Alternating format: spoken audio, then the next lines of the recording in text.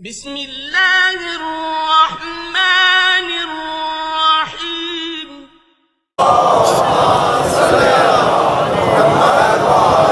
باب الحوائج ہیں جناب سیدہ فاطمہ زہرا، باب الحوائج ہیں حضرت مسلم ابن عقیل، باب الحوائج ہیں حضرت سکینہ، باب الحوائج ہیں حضرت علی اصغر، باب الحوائج ہیں حضرت امام موسیٰ کاظم، باب الحوائج ہیں حضرت عباس علمدار۔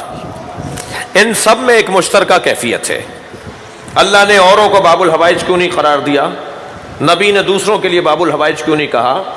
یہاں سے اگر ہم اپنی حاجت طلب کریں گے تو اللہ اس دروازے سے عطا کرتا ہے، ہم ان کے دروازے پر آ جائیں گے تو اللہ ان کے ذریعے سے ہمیں عطا کرتا ہے۔ یہ باب الحوائج اور سب کیوں نہیں ہیں؟ یہی چند افراد کیوں ہیں؟ ایک جملہ سنتے ہوئے آگے بڑھیے۔ یہ باب الحوائج ہیں، ان میں ایک مشترکہ صفت یہ ہے کہ ان سب نے انتہائی ظلم کو برداشت کیا ہے، انتہائی ظلم کو برداشت کیا ہے۔ ان سب میں جو مشترکہ کیفیت ہے، آج کی مجلس کچھ ایسی ہی رہے گی، ان سب میں جو مشترکہ کیفیت ہے وہ ہے ظلم، زیادتی کی انتہا۔ آپ غور فرمائیں، امام موسیٰ کاظم علیہ السلام کو 14 سال تک قید میں رکھا گیا ہے۔ 14 سال کہاں تھے اس وقت شیعہ؟ کتنے مجبور تھے اس وقت مولا کے چاہنے والے؟ مولا کو چھڑوا نہیں سکتے تھے زندان سے۔ کس مشکل میں تھے اس وقت کے شیعہ؟ کتنا سخت امتحان تھا مولا کے چاہنے والوں کا اور خود مولا کا۔ امام موسیٰ کاظم کی مظلومیت کا ایک عنوان یہ ہے کہ امام پر زندان میں ہاتھ اٹھایا جاتا تھا۔ جس امام کے 27 بیٹیاں ہوں، جس امام کے 30 بیٹے ہوں، اس کا جنازہ مزدوروں نے تختے پر اٹھایا تھا۔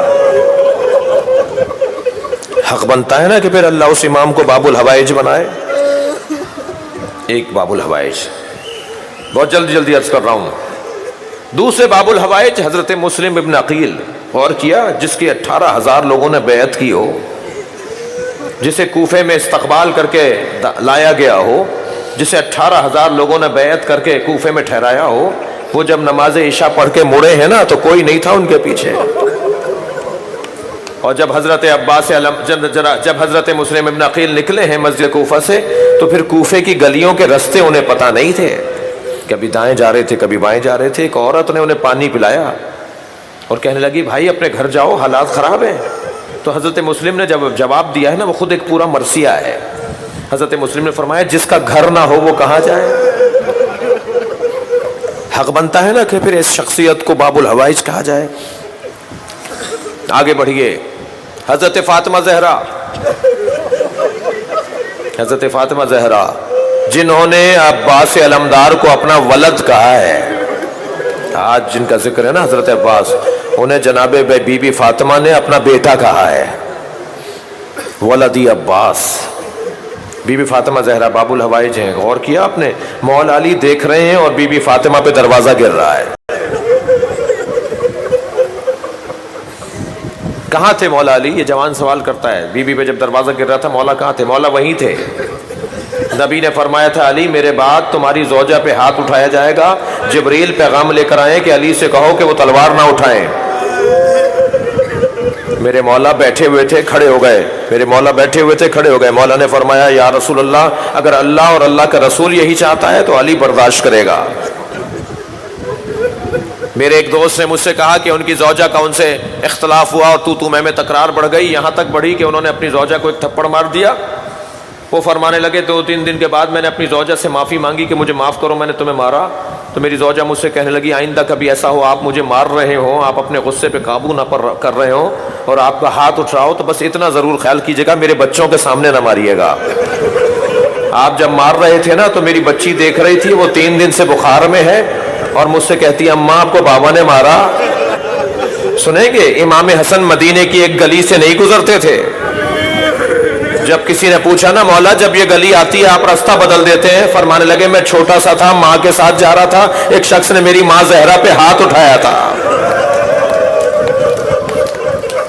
جب گزرتا ہوں مجھے وہ منظر یاد آ جاتا ہے۔ اب اندازہ ہو رہا ہے کہ باب الحوائج کیوں ہے فاطمہ زہرا۔ اللہ اکبر۔ ایک اور باب الحوائج حضرت سکینہ. آج بی بی سکینہ پہ آپ کی چیخیں بلند ہونی چاہیے تاکہ عباس آپ سے راضی ہو. بڑا پیار تھا اپنی بھتیجی سے امام حضرت عباس کو. آپ رو رہے ہیں, آپ کی آوازیں بلند ہیں. جو جہاں ہے وہاں سے پرسد ہے. اگر کوئی سواریوں میں بیٹھا ہوا ہے, کوئی مختلف گلیوں میں ہے, مختلف شاہراہوں پر ہے, جہاں تک آواز آ رہی ہے, جو جہاں ہے وہاں سے اپنی آواز کو بلند کریں. ایک اور باب الحوائج کا ذکر کر رہا ہوں, وہ ہے حضرت سکینہ بنت الحسین.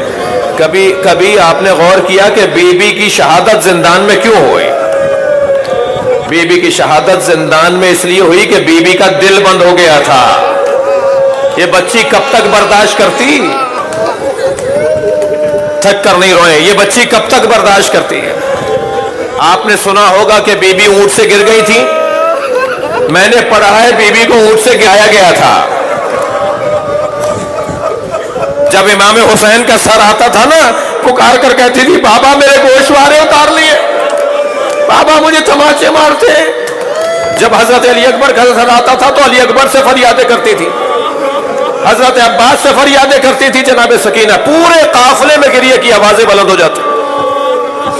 شمر نے اپنے ساتھیوں سے کہا کہ کیا کریں اس بچی کی آواز بند ہو جائے.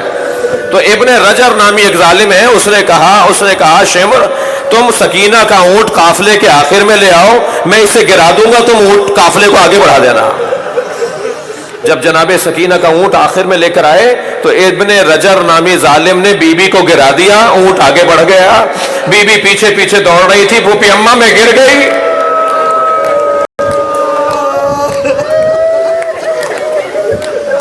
اجرکم علی اللہ, خدا کسی غم میں نہ رلائے.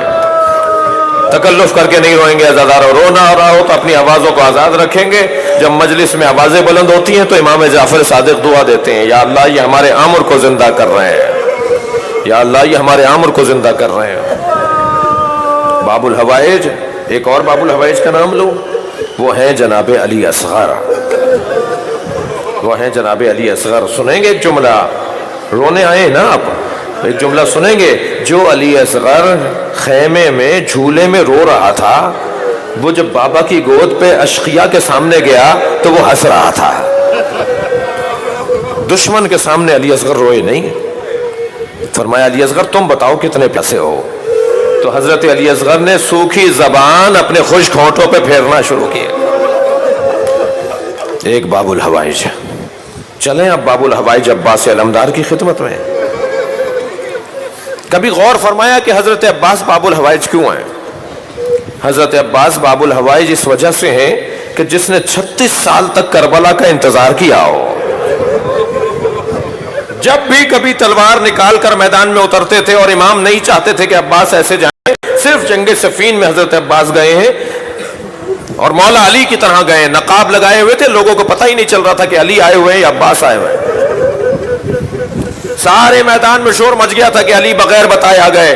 علی نے بتانا تھا, علی کو طے کرنا تھا. حتیٰ مولا کے چاہنے والوں میں ایک شور تھا کہ علی چلے گئے, بتا کر نہیں گئے کہ مولا آج میدان میں جا رہے ہیں. جب جناب عباس علمدار میدان میں جنگ کرتے رہے, اور دشمن میں بھی اور چاہنے والوں میں بھی ایک آواز بلند تھی کہ علی میدان میں ہے, علی میدان میں ہے. تو ایک مرتبہ جب مولا علی اپنے خیمے سے باہر نکلے تو چاہنے والوں نے دیکھا تو علی تو یہاں ہے. تو کچھ لوگوں نے آواز لگا کے کہا علی تو یہاں ہے, پھر وہ کون ہے؟ تو میرے مولا علی نے دور سے آواز لگا کر کہا عباس واپس آ جاؤ. جب حضرت عباس لوٹ کر آئے, نقاب ہٹائی, تب لوگوں کو پتا چلا کہ عباس ہیں, علی نہیں ہے. ایک جنگ میں مولا نے اپنی شجاعت کا جوہر دکھایا ہے, وہ جنگ صفین ہے. 11 سال کی عمر تھی اس وقت. حضرت عباس 11 سال میں مولا علی کے بدن کے برابر تھے. 11 سال کے سن میں حضرت عباس مولا علی کی طرح نظر آتے تھے. جب گھوڑے پہ بیٹھتے تھے لگتا تھا علی جا رہے ہیں. اس کے علاوہ جب کبھی بھی حضرت عباس نے تلوار نکالی تو مولا امام حسن روک کر کہتے تھے عباس یہ مدینہ ہے, کربلا نہیں ہے. جب کبھی تلوار نکلی امام حسین روک کر کہتے تھے عباس یہ مکہ ہے, کربلا نہیں ہے. ہمیشہ حضرت عباس کو یہ کہہ کے روک دیا جاتا تھا عباس یہ کربلا نہیں ہے, عباس تمہیں تو کربلا میں شجاعت دکھانی ہے, عباس تمہیں تو کربلا میں تلوار چلانی ہے. عباس کربلا, عباس کربلا, عباس کربلا. عباس 36 سال تک کربلا کا انتظار کرتے رہے. جب کربلا میں پہنچے ہیں نا, امام نے فرمایا تلوار مجھے دو.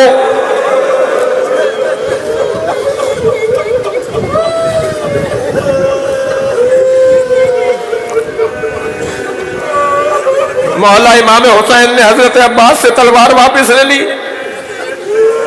جاؤ ان بچوں کے لیے پانی لے کر آؤ. اس سے پہلے جب 2 محرم کو پہنچے ہیں کربلا میں اور نہر پر خیمے لگائے حضرت عباس نے, اور 4 محرم کو شمر لعین کا لشکر آیا ہے, اس نے کہا یہ خیمے ہٹاؤ. جب حضرت عباس تک پیغام پہنچا کہ شمر کہہ رہا ہے خیمے نہر کے کنارے سے ہٹاؤ, حضرت عباس نے کہا اس کی مجال. میرے مولا عباس نے تلوار نکالی اور ایک لمبا خط کھینچا زمین کربلا پر, فرمایا اس میں جرت ہے تو یہ خط پھاند کر دکھائے, میں بتاتا ہوں کہ میں کون ہوں. میں تو کربلا کا منتظر رہا ہوں 36 سال سے. میں اس کربلا میں بتاؤں گا کہ میرے بازوؤں میں کس کا دم ہے. میرے مولا عباس نے ایک لمبا خط کھینچا اور اکیلے کھڑے تھے میدان میں. مولا امام حسین نے جب حضرت عباس کا یہ تیور دیکھا تو جناب زینب کے خیمے میں چلے گئے اور خیمے میں جا کر جناب زینب سے کہا کہ تم عباس کو بلاؤ.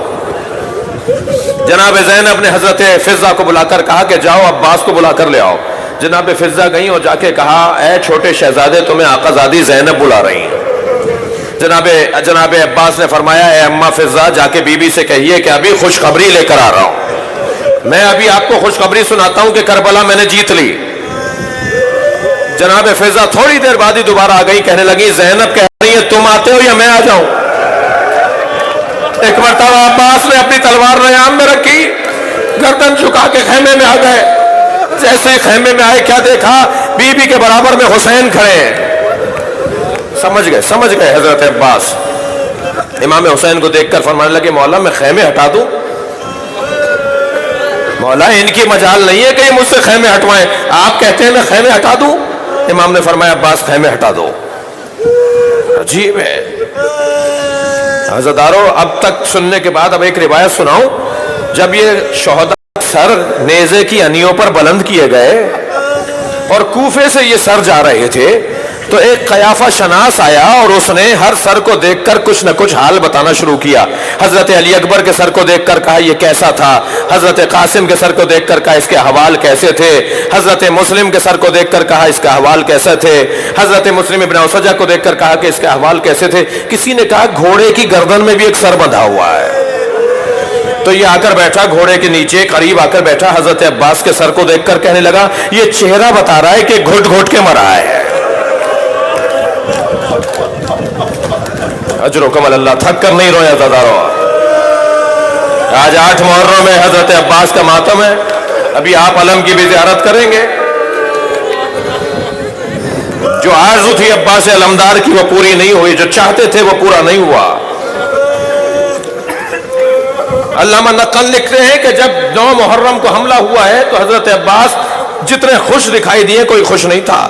اس لیے کہ امام حسین ہمیشہ فرماتے تھے عباس ہمیں پہل نہیں کرنی, عباس ہمیں پہل نہیں کرنی. دشمن پہل کرے گا تب جواب دینا, دشمن پہل کرے پھر جواب دینا. جب 9 محرم کو پسر سعد کی طرف سے تیر برسے ہیں اور جنگ کا آغاز ہوا ہے تو حضرت عباس گھوڑا دوڑاتے ہوئے امام کی خدمت میں آئے اور کہنے لگے مولا آپ کہتے تھے نا کہ پہل نہیں کر رہی, دشمن نے پہل کر دی, اب بتاؤں میں کون ہوں. امام نے فرمایا اپنی تلوار مجھے دو, بچوں کے لیے اپنی تلوار مجھے دو, ایک رات کی مہلت لے کر آؤ. عاشورہ کے دن جب آ کر کہا مولا اب میں جاؤں, فرمایا اپنی تلوار مجھے دو, بچوں کے لیے پانی لے کر آؤ. باب الحوائج ایسے ہی نہیں ہوتے. اللہ کا دروازہ ہونا کوئی معمولی بات ہے.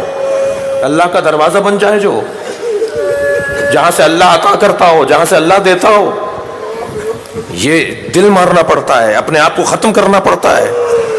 میرے مولا عباس کو امام حسین نے فرمایا عباس, اب آ کے کھڑے ہو گئے مولا کے سامنے, کہنے لگے مولا اچھا اب تک کیا کہہ رہے تھے.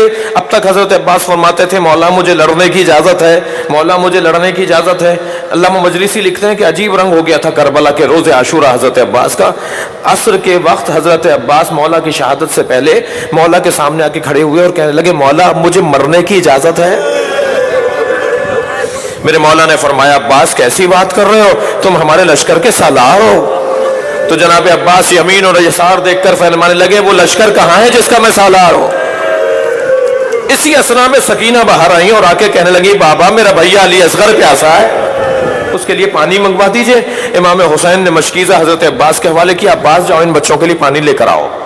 اب حضرت عباس नहर के किनारे पहुंचे हैं और दुश्मन खौफ ज़दा है, अकेले अब्बास आ रहे। हजरत अब्बास ने नहर से पानी भरा है, चुल्लू में पानी लेकर बुलंद किया और दुश्मन को भी दिखा दिया कि मैं पानी हासिल कर चुका हूं, मगर पीस लिए नहीं रहा कि मेरा मौला प्यासा है, सकीना प्यासी है, अली असगर प्यासा है।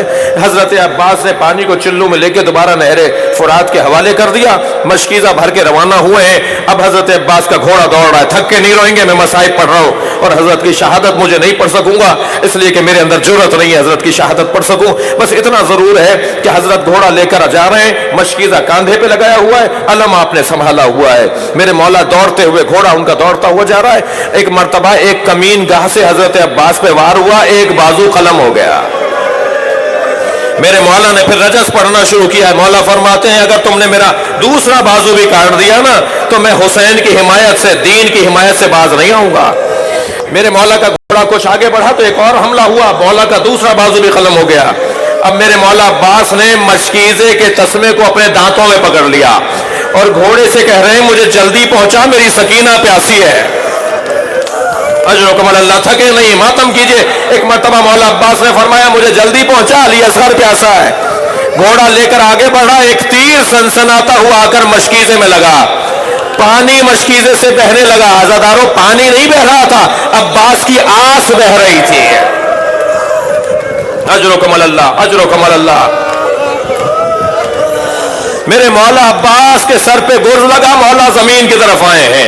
अब एक रिवायत सुनिए, हजरत अब्बास के हरम में एक जाकिर ने हजरत अब्बास के मसाइब पढ़े और मजलिस पढ़ने के बाद वो अपने घर जाकर बिस्तर पे सो गया। ख्वाब में जनाब फातिमा जहरा दिखाई दी।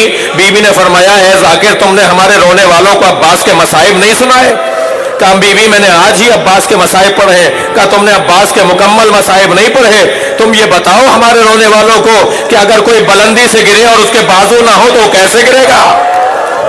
मेरे अब्बास के बाजू नहीं थे।